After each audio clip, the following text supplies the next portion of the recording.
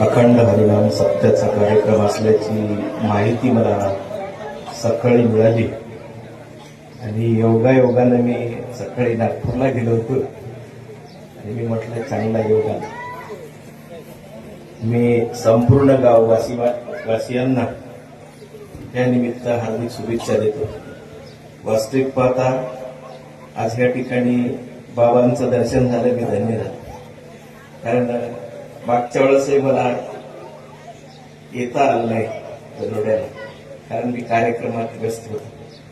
परंतु अशा महान व्यक्तींच्या सानिध्यात राहणं आणि त्यांनी आपल्याला योग्य मार्गदर्शन करणं कीर्तनाच्या माध्यमातून हे आपल्यासाठी एक फार मोठी उपलब्धी असते.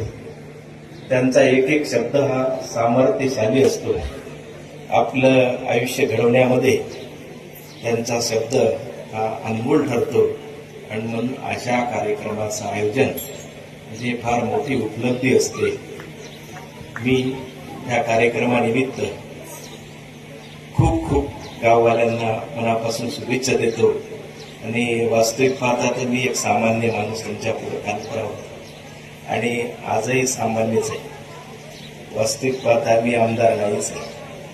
आमदार तर तुम्ही आहात, कारण तुम्ही मतदान दिलं तेव्हा कुठं मी सामान्य माणूस त्या ठिकाणी आमदार म्हणून तुमचं आणि या लाडक्या मुख्यमंत्र्यांच्या बहिणीचं मनपूर्वक हार्दिक स्वागत करतो आणि सर्वांना हार्दिक शुभेच्छा देतो आणि थांबतो.